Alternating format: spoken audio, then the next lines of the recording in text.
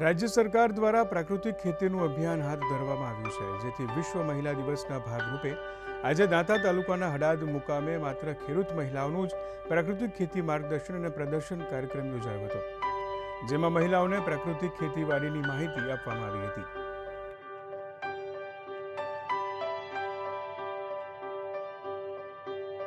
ગુજરાતમાં માન્ય ભૂપેન્દ્રભાઈ પટેલ સાહેબની સરકારે પ્રાકૃતિક કૃષિના પ્રાધાન્ય માટે અનેક યોજનાઓ દ્વારા આ વિસ્તારમાં પ્રાકૃતિક કૃષિનું અભિયાન શરૂ કર્યું છે। માન્ય રાજ્યપાલ આચાર્ય દેવવ્રતજીના માધ્યમથી સમગ્ર ગુજરાતમાં પ્રાકૃતિક કૃષિ માટેનો પ્રચાર પ્રસાર ખૂબ મોટા પ્રમાણમાં અહીંયા થયો પણ છે। 9 થી 10 લાખ ખેડૂતોને આપણે પ્રાકૃતિક કૃષિની તાલીમ પણ આપી શક્યા છીએ। ઘણા બધા લોકોએ એમાં શરૂઆત પણ કરી છે। અમે ડીએપી યુરિયા નથી વાપરતા અને બીજા લોકોને પણ અમે કહીએ છીએ કે પ્રાકૃતિક ખેતી તરફ વળો, એટલે આપણા સ્વાસ્થ્યનું સારું રહે અને દવાખાનામાં પૈસા પણ ન જાય, એ માટે અમે પ્રાકૃતિક ખેતી તરફ વળ્યા છે।